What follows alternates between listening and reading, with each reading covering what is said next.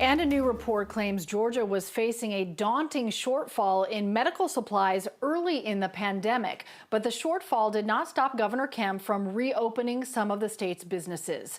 Doug Richards walks us through Kaiser Health News investigation.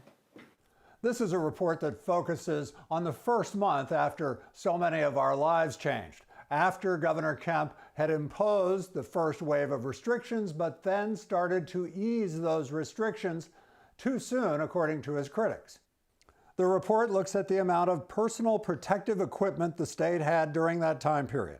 And it shows that PPE, like face masks, gloves, and other protective gear, was in very short supply in the early days of April and right up to when Governor Kemp started lifting COVID restrictions on April 20th.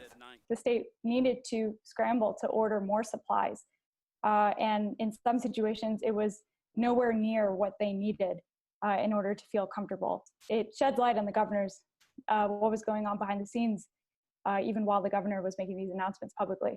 Georgia reopened when obviously we did not have enough PPE and N95s. We were woefully short.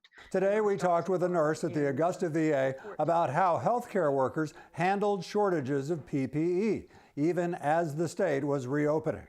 You'll see that and what the data said tonight on 11 Alive at 6.